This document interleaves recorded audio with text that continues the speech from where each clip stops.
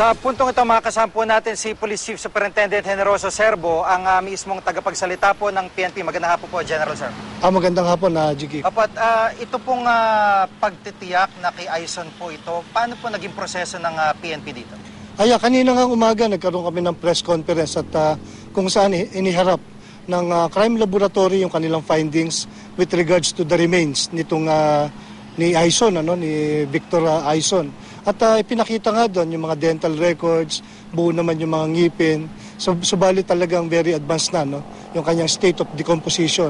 Unang-una, sinabi ng crime laboratory na yung nakitang pagkakabulok ng bangkay ay consistent doon sa pagkawala niya noong March 21, na kung saan siya ay huling nakitang buhay. So yung pagkabulok daw ng kanyang katawan is consistent na maaaring namatay na siya noong mga araw na yon. Pangalawa, nakita may mga injury siya.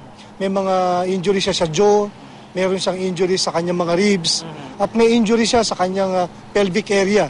At base nga sa findings uli ng crime laboratory, yung nakitang injury from Aison is consistent mula sa pagkalaglag daw sa isang mataas na lugar. And true enough, nakita naman din talaga yung remains niya mula sa isang malapit sa isang bangin. At although hindi pa rin naman natin sinasarado yung mga ibang posibilidad. Pero so far yan ang initial findings ng ating Philippine National Police. Opo. Kasi nga po nung naroroon kami sa Cuenca, usap-usapan po doon ng mga naroroon parang posibleng nadukot dahil may mga dala magagandang gamit. So definitely sa ngayon, wala hong klarong ganong anggulo. While hindi natin i-rule out, pero nakikita natin na mukhang aksidente yung pagkamatay nito ni Victor Joel Aison. Opo, at sa ngayon, maituturing na ho ba ng PNP sarado na itong kasong ito? Well, nirarap up na lang natin yung ating pagsusuri, yung ating pag-iimbestiga sa kasong ito. Opo, siguro, sir, panguling salita, paalala po dito sa mga aakyat na Mount Makulot kasi sa observation namin, ang dami ho talaga umakyat doon, mga bata, halo-halo mga grupo. So, ano pong paalala niyo sa kanila?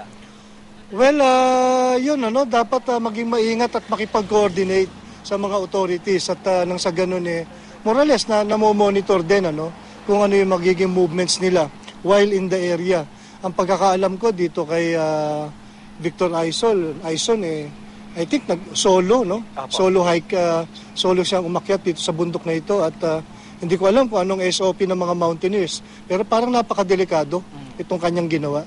So kung gagawin man ng mga mountaineers ito I would say na dapat nakikipag-coordinate sila sa mga authorities natin sa areas. Nang sa ganun kung may nangyayari man sa kanila, ay merong alam kung paano sila matutulungan. Maraming salamat, sir.